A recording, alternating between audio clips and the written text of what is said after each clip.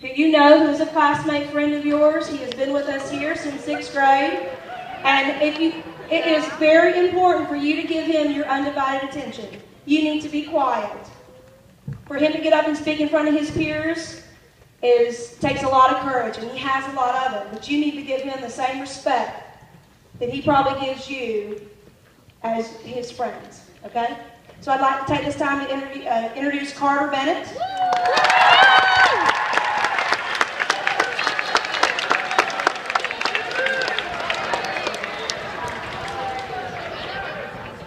Okay, my name is Carter Bennett, and I have type 1 diabetes, and I'm here to talk to you guys about why you're donating money and why you're walking today. So 40 kids are diagnosed with type 1 diabetes every day in America, and over 3 million Americans have type 1 diabetes. That's a lot. Okay, so maybe not all of you know what diabetes is, or you've heard of it and you just don't really understand it, so I'm going to try to explain it to you. First thing that you should know is that once you have diabetes, you're stuck with it forever. There's no getting rid of it. Some people think that you can outgrow diabetes or get rid of it by changing your diet, but that's not true. When you have diabetes, your pancreas stops working, and your pancreas produces something called insulin, and insulin turns the food that you eat into energy. And so, without your pancreas working, you have to either get shots or get insulin through an insulin pump. I was diagnosed with diabetes when I was 4 years old. My parents knew there was something wrong because I hadn't been feeling good for a couple of days, I didn't want to eat, I only wanted to drink, and I was losing weight. And these are all common symptoms of diabetes. So they took me to the doctor, and the first thing that they did at the doctor was check my blood, and it was over 400. It's only supposed to be 100, so they sent me to the hospital. I spent several days at the hospital while my parents learned how to take care of me. The most important thing that they learned was how to give me shots so that I could live. So I needed shots back then so I could get insulin so my body could turn the food into energy. Back then, this is what a normal day would look like for me.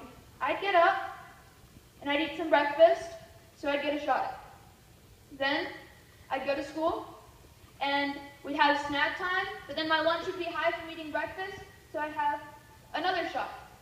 Then, once my blood sugar would come back down, then I could eat my snack, so I'd get another shot. Then, it'd be lunchtime, so I'd eat my lunch and get another shot. Then we'd have another snack time after lunch, and I'd get another shot.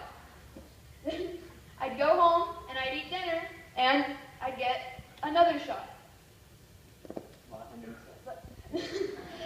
And then I would get a shot before I went to bed, so that my blood wouldn't be high throughout the night. And then you can see how over time, well, just like over a couple of days, I would end up getting a ton of shots. Just over 3 days, I would end up getting over 20 shots, or about 23 shots every 3 days. See, that's a lot of shots, but that's the way that I had to live back then. See, 50 years ago, this is the only way somebody with diabetes could live, was getting all these shots day after day after day. But now, because of organizations like the JDRF and other diabetic organizations that help fund diabetic projects, this is now what a normal 3 days looks like for me. That's all it is. Instead of all this, it's all this, and that's it. But the JDRF is working on so much more. The JDRF and people like you donating money to the JDRF are working on things like a bionic pancreas, and a transplantable pancreas, and an implantable blood sugar monitor. It's so exciting to see what the future for somebody like me will look like because of organizations like the JDRF. Now, my pastor, Andy Stanley, recently gave a message in which he said, "Do for one what you wish you could do for many." So he basically encouraged us to not be paralyzed by the fear of not being able to impact the whole world, but impact the small group of people around you. So just you guys coming out today and walking and giving your money has really affected me and the other kids here with type 1 diabetes. So thank you guys so much.